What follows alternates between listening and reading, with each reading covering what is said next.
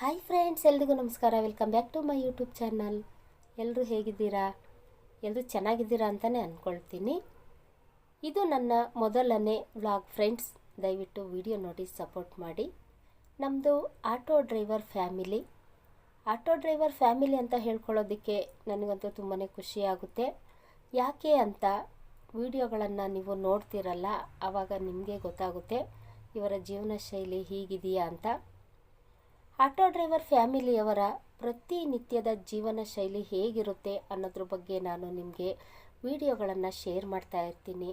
ದಯವಿಟ್ಟು ವಿಡಿಯೋಗಳನ್ನೆಲ್ಲ ನೋಡಿ ನನಗೆ ಸಪೋರ್ಟ್ ಮಾಡೋದನ್ನು ಮಾತ್ರ ಮರಿಬೇಡಿ. ನಾನು ನನ್ನ ಫ್ರೆಂಡು ತಿಂಗಳಿಗೆ ಒಂದು ಸರಿ ಶಾಪಿಂಗ್ ಮಾಡೋದಕ್ಕೆ ಹೋಗ್ತೀವಿ. ಶಾಪಿಂಗ್ ಮಾಡೋದಕ್ಕೆ ಅಂತಲೇ ಹೋಗೋದಿಲ್ಲ, ಮಕ್ಕಳಿಗೆ ತಿಂಗಳಿಗೊಂದು ಸರಿ ನಾವು ಆರ್ ಡಿ ಕಟ್ತೀವಿ. ಆರ್ ಡಿನ ನಾವು ಎಷ್ಟು ವರ್ಷಕ್ಕೆ ಮಾಡಿಸಿದ್ದೀವಿ ಮತ್ತು ಅದನ್ನು ಹೇಗೆ ಕಟ್ತೀವಿ ಅನ್ನೋದನ್ನೆಲ್ಲ ನೆಕ್ಸ್ಟ್ ವಿಡಿಯೋದಲ್ಲಿ ಹಾಕ್ತೀನಿ.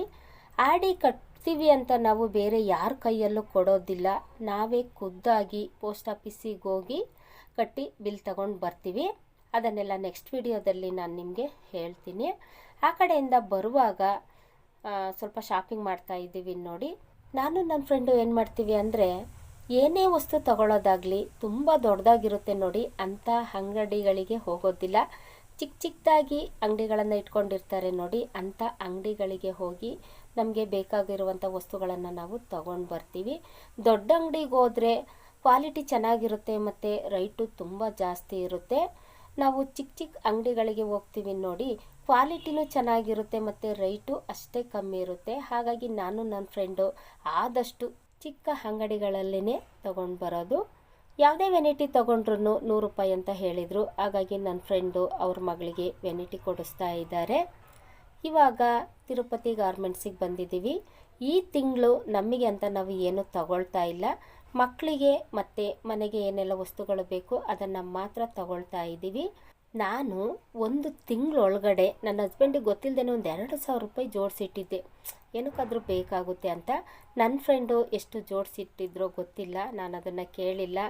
ಅವರು ಕಷ್ಟ ಸುಖಗಳನ್ನೆಲ್ಲ ನನ್ನ ಜೊತೆ ಶೇರ್ ಮಾಡ್ತಾರೆ, ನಾನು ನನ್ನ ಕಷ್ಟ ಸುಖಗಳನ್ನೆಲ್ಲ ಅವ್ರ ಜೊತೆ ಶೇರ್ ಮಾಡ್ತೀನಿ. ಹಾಗಾಗಿ ನಾವು ಇಬ್ಬರು ಜೊತೆಯಲ್ಲೇ ಹೊರಗಡೆ ಹೋಗಿ ಮನೆಗೆ ಏನೆಲ್ಲ ವಸ್ತುಗಳು ಬೇಕು, ನಮಗೇನಾದರೂ ಬೇಕಾದರೆ ನಾವು ತಗೊಂಡು ಮನೆಗೆ ಬರ್ತೀವಿ.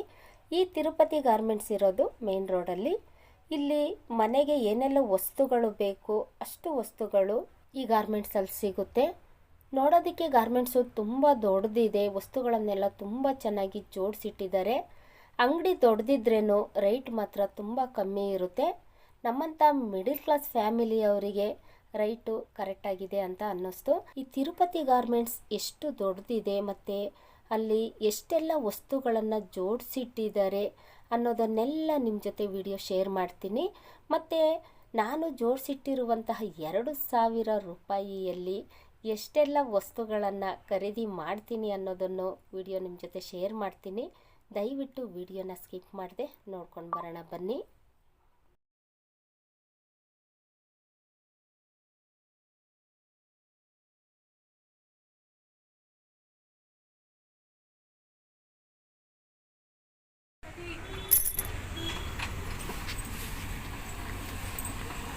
ಗಾಜಿಂದು ಜಾರ್ ಎಲ್ಲಿ ಸಿಗುತ್ತೆ? ಜಾರು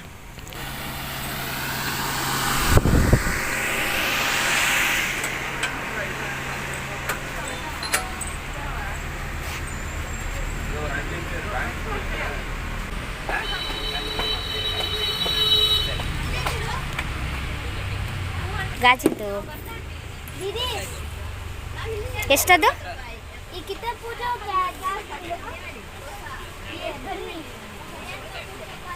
ಅದೊಂದೇನ ಇರೋದು?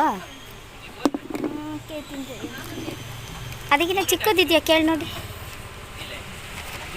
ಅಕ್ಕ ಇದೆಷ್ಟು?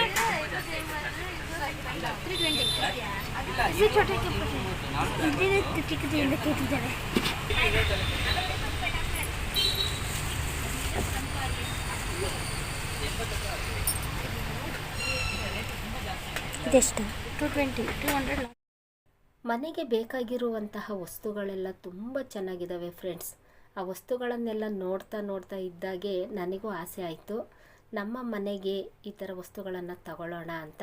ಆದರೆ ಏನು ಮಾಡೋದು, ನನ್ನ ಕೈಯಲ್ಲಿ ಅಷ್ಟು ದುಡ್ಡಿರಲಿಲ್ಲ. ಈ ಗಾಜಿನ ಬಾಟಲ್ ಮಾತ್ರ ತಗೊಂಡಿದ್ದೀನಿ.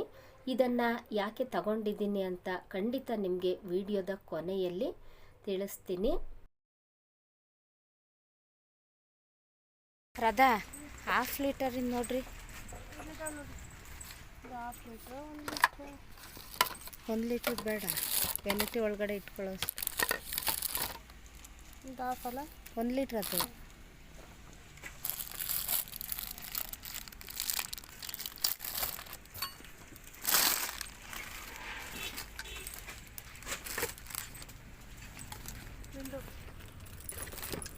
ಇದೆಲ್ಲ ಮಕ್ಕಳು ಕುಡಿಯೋದು.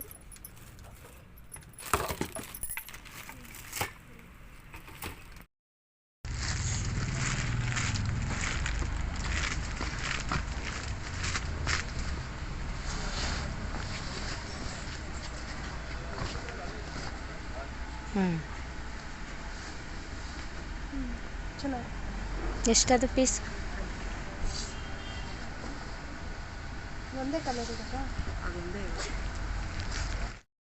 ಇವಾಗ ನಾನು ತಿರುಪತಿ ಗಾರ್ಮೆಂಟ್ಸಲ್ಲಿ ಎಷ್ಟೆಲ್ಲ ವಸ್ತುಗಳನ್ನು ತಗೊಂಡಿದ್ದೀನಿ ಅಂತ ತೋರಿಸ್ತಾ ಇದ್ದೀನಿ ನೋಡಿ.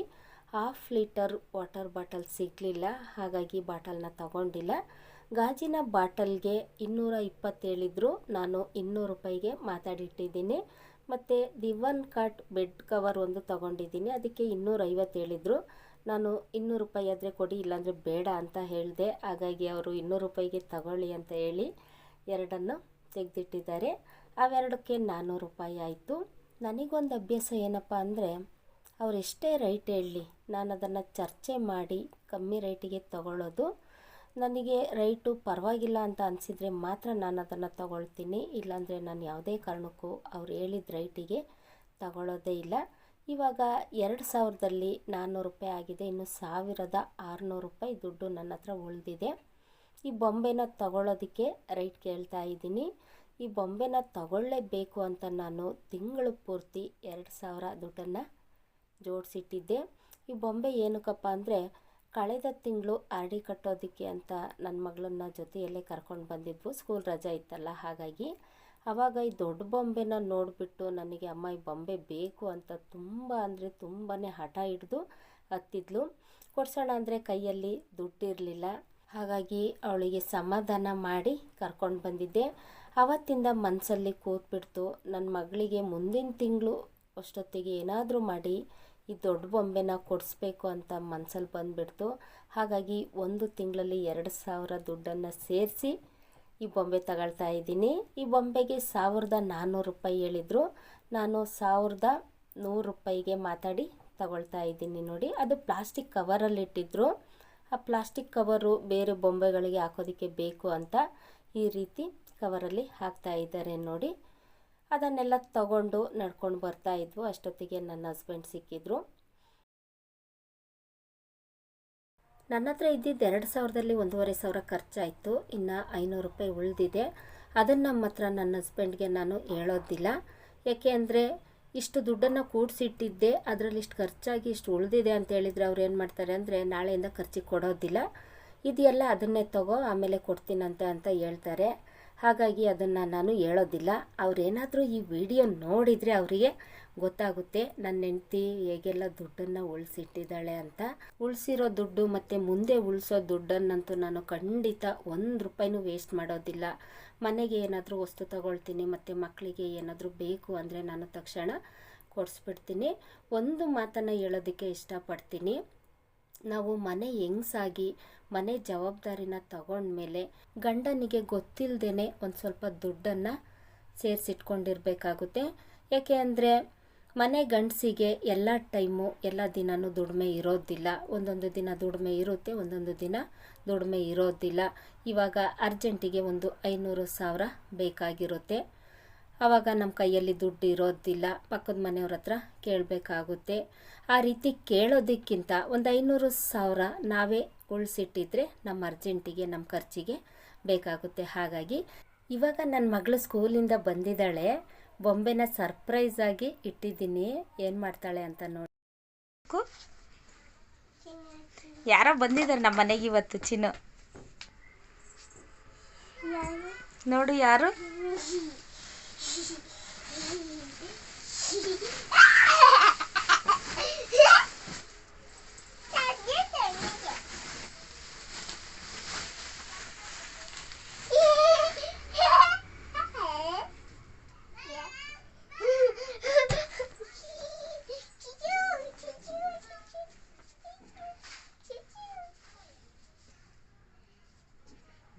ಮಕ್ಕಳಿಗೆ ಇಷ್ಟ ಆಗಿರೋದನ್ನು ಕೊಡಿಸಿದ್ರೆ ಎಷ್ಟು ಖುಷಿ ಪಡ್ತಾರೆ ನೋಡಿ.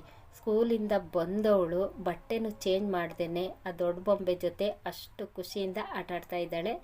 ನನ್ನ ಹಸ್ಬೆಂಡಿಗೆ ಈ ಥರ ಅಂತ ಹೇಳಿದರೆ ಖಂಡಿತ ಅವರು ಮಗಳಿಗೋಸ್ಕರ ಸಾಲನಾದರೂ ಮಾಡಿ ಕೊಡಿಸೋರು. ಆದರೆ ನಾನೇ ಹೇಳಲಿಲ್ಲ, ಸಾಲ ಮಾಡಿ ಕೊಡಿಸೋದಕ್ಕಿಂತ ಸ್ವಲ್ಪ ಲೇಟಾದರೂ ಪರವಾಗಿಲ್ಲ, ದುಡ್ಡನ್ನು ಜೋಡಿಸಿನೇ ಕೊಡಿಸೋಣ ಅಂತ ನಾನು ಈ ತೀರ್ಮಾನ ತಗೊಂಡೆ.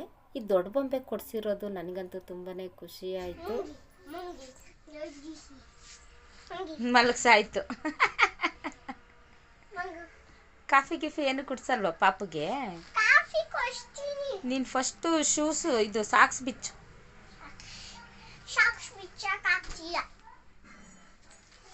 ಖುಷಿ ಆಯ್ತಾ ಮಗಳು? ಹಾಂ, ವಾಪಸ್ ಕೊಡೋಣ ಅಂಗಡಿಯವರಿಗೆ? ಮತ್ತೆ ನೀನು ರಜಾ ಅಂತೀಯ, ಮತ್ತೆ ಬೆಳಗ್ಗೆ ಟೈಮ್ ದಿನ ಅಳ್ತೀಯ, ಅದಕ್ಕೆ ವಾಪಸ್ ಕೊಟ್ಬರೋಣ. ಮತ್ತೆ ನಾಳೆ ಸ್ಕೂಲಿಗೆ ಹೋಗ್ತೀಯಾ?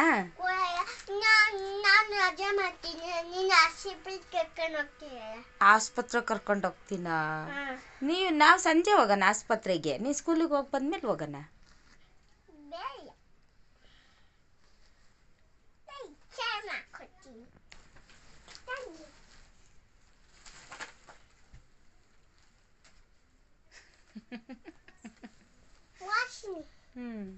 ಗಮ ಗಮ.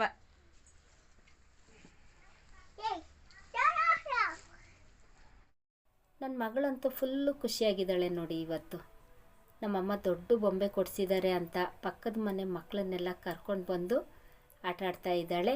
ನನಗಂತೂ ತುಂಬಾ ಖುಷಿ ಆಯಿತು.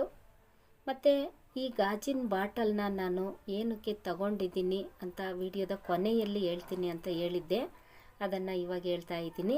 ಮೊಬೈಲ್ನಲ್ಲಿ ಕೆಲವೊಂದು ವಿಡಿಯೋಗಳನ್ನು ನೋಡಿದ್ದೀನಿ ಮತ್ತು ನನಗೆ ಗೊತ್ತಿರೋರು ಸಹ ಹೇಳಿದರು, ಪ್ಲಾಸ್ಟಿಕ್ ಡಬ್ಬಗಳಲ್ಲಿ ಉಪ್ಪಾಕಿ ಇಡೋದ್ರಿಂದ ಏನು ಪ್ರಯೋಜನ ಇಲ್ಲ, ಮತ್ತು ಗಾಜಿನ ಬಾಟಲ್ನಲ್ಲಿ ಉಪ್ಪಾಕಿ ಇಡೋದ್ರಿಂದ ದುಡ್ಡಿನ ಸುರಿಮಳೆನೇ ಸುರಿಯುತ್ತೆ, ಬೇಕಾದರೆ ಒಂದು ಸರಿ ಟ್ರೈ ಮಾಡಿ ನೋಡಿ ಅಂತ ಹೇಳಿರೋದನ್ನು ನಾನು ವಿಡಿಯೋಗಳನ್ನು ನೋಡಿದ್ದೆ. ನಮಗೆ ದುಡ್ಡಿನ ಅವಶ್ಯಕತೆ ಇದೆ, ನಮಗೆ ಅಂತಲ್ಲ, ಪ್ರತಿಯೊಬ್ಬರಿಗೂ ದುಡ್ಡಿನ ಅವಶ್ಯಕತೆ ಇದ್ದೇ ಇರುತ್ತೆ.